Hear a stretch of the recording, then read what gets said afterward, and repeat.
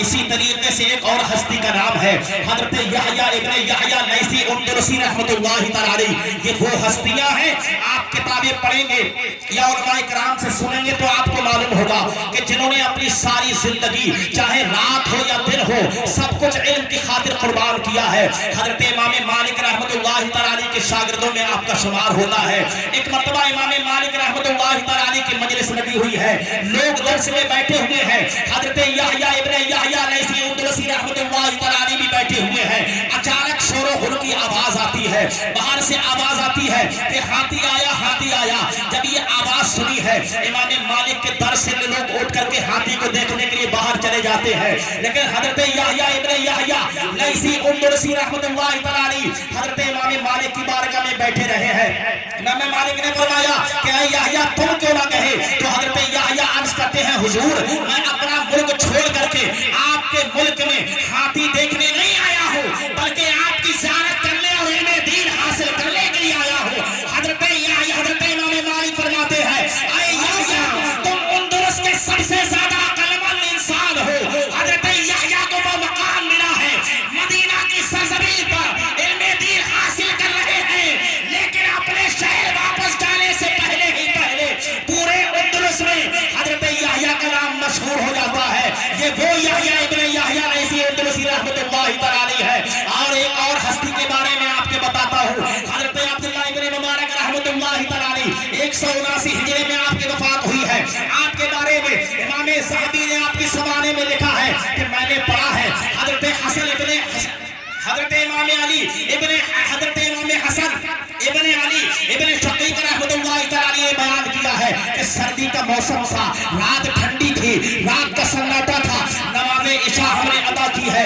حضرت عبداللہ ابن مبارک مسجد سے نکلے ہیں, میں بھی مسجد سے باہر نکلا, دروازے پر آئے حضرت عبداللہ ابن مبارک رحمۃ اللہ تعالی نے مجھ سے ایک حدیث کا مذاکرہ شروع کر دیا ہے, بات چیت شروع کر دی ہے, علم کی بات شروع ہی ہے. حضرت امام حسن ابن علی ابن تقی شقیق رحمۃ اللہ تعالی بیان کرتے ہیں ہم رات میں بات کرتے رہے, حدیث کے متعلق ہم بات چیت کرتے رہے, یہاں تک کہ صبح کا وقت ہو جاتا ہے. ٹھنڈی رات ہے لیکن صبح کا وقت ہو گیا. میں نے دیکھا کہ مؤذن اپنے گھر سے چل کر کے مسجد میں آیا ہے, اذان دینا شروع کر دی ہے. ساری رات گزر گئی لیکن حضرت عبداللہ ابن مبارک علم دین کی بات کرتے رہے ہیں, حدیث کی بات کرتے رہے ہیں. یہ اللہ والے ہیں, اپنی زندگی کو قربان کیا ہے, اپنی راتوں کو قربان کیا ہے. حضرت امام یوسف رحمۃ اللہ تعالی کون نہیں جانتا ہے, سب جانتے ہیں. بڑی ہستی ہے, ایسی شخصیت ہے کہ جس کے ذریعے سے مذہب حنبی کی سب سے زیادہ ترویج و اشاعت ہوئی ہے. حضرت امام اعظم جس کے بارے میں فرماتے ہیں کہ جس انہماک اور توجہ کے ساتھ امام ابی یوسف نے میری بارگاہ میں درس حاصل کیا ہے, میرے کسی اور شاگرد نے درس حاصل نہیں کیا ہے, وہ امام یوسف ہے. آپ بیان کرتے ہیں کہ ایک مرتبہ امام اعظم رحمۃ اللہ تعالی کی بارگاہ میں تھا, درس میں بیٹھا ہوا تھا, درس پڑھ رہا تھا. اچانک خبر آتی ہے کہ اے یوسف تمہارے والد کا انتقال ہو گیا ہے. امام ابی یوسف رحمۃ اللہ تعالی فرماتے ہیں میں نے اپنے باپ کے انتقال کی خبر سنی ہے, خبر سن کر کے آنسوئی کر دی. میں درس میں بیٹھا رہا, درس حاصل کرتا رہا. شام کا وقت ہو جاتا ہے, جب میں درس سے اٹھ کر کے گھر جاتا ہوں تو میں نے دیکھا کہ میرے والد کی تدفین کر کے قبرستان سے لوگ واپس آ رہے ہیں. امام ابی یوسف نے ایک جملہ کہا تھا اور دنیا والوں کو بتایا تھا. امام ابی یوسف نے کہا کہ علم کی خاطر میں نے یہ قربانی دی ہے کہ اپنے باپ کے جنازے سے محروم رہا لیکن علم دین کی مجلس سے محروم نہ ہوا تھا, علم دین حاصل کرتا رہا تھا. وہ امام ابی یوسف رحمۃ اللہ تعالی ہے. اور ایک اور ہستی کے بارے میں بتاتے ہیں امام غزالی رحمۃ اللہ تعالی, بارہا ان کا ذکر آتا ہے, ان کے متعلق آپ سنتے ہیں, روایات کو بھی سنتے ہیں, ان کی حکایات کو بھی سنتے ہیں, ان کے واقعات کو بھی سنتے ہیں. جب امام غزالی رحمۃ اللہ تعالی کا وصال ہوا ہے تو روایتوں میں ملتا ہے کہ بخاری شریف آپ کے سینے پر رکھی ہوئی تھی. وصال کے وقت میں امام غزالی رحمۃ اللہ تعالی بخاری شریف کا مطالعہ فرما رہے ہیں. علامہ ابن جوزی رحمۃ اللہ تعالی کے متعلق ملتا ہے, علامہ ابن جوزی بیان کرتے ہیں مدرسہ نظامیہ کے اندر میں کتابوں کا مطالعہ کرتا تھا, کم از کم 6000 کتابیں لائبریری میں تھی. علامہ ابن جوزی نے کہا ہے میں نے ساری کتابوں کا مطالعہ کیا ہے. علامہ ابن جوزی کہتے ہیں کہ میں نے اپنی زندگی میں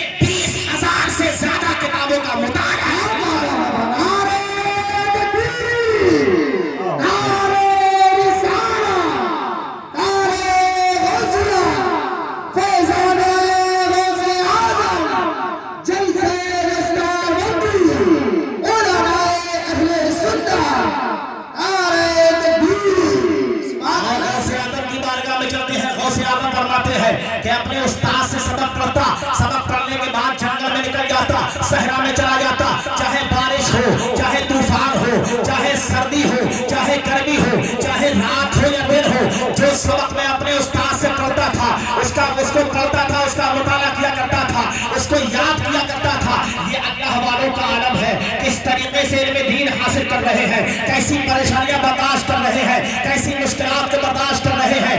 आओ कहीं और नहीं, बरेली की सरजमीन पर चलते हैं। इमाम अहमद रजा हुजूर आला हजरत अली रहमतुल्लाह रिजवान के बारे में आपके खलीफा हजरत ज़फरुद्दीन बिलाही रहमतुल्लाह तआला बयान करते हैं कि हुजूर आला हजरत ने एक मरतबा पीलीभीत का सफर किया है।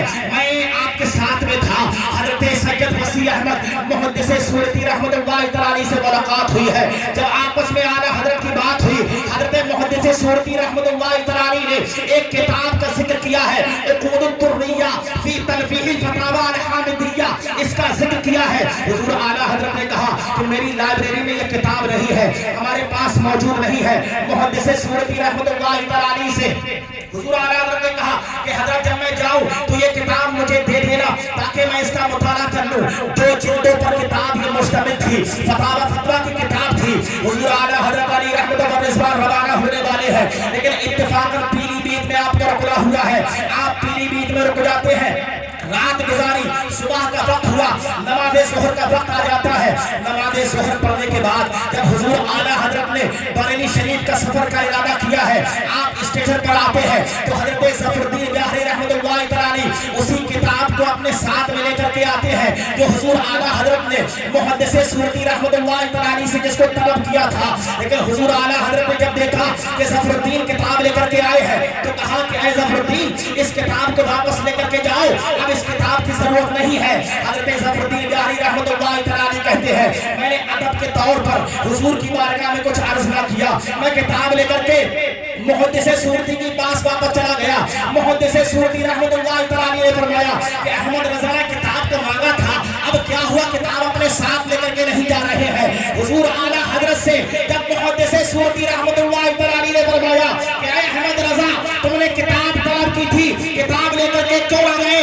तो हुजूर आला हजरत ने कहा था कि मैंने किताब तो कल मांगा था, मेरा रात में यहीं पर रुकना हुआ, मैंने रात में रुक करके पूरी किताब का मुताला कर लिया है।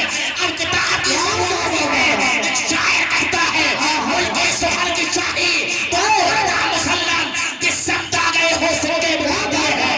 वादी रजा की कोहे हिमालय रजा का है, जिस सिमत देखिए वो इलाका रजा का है।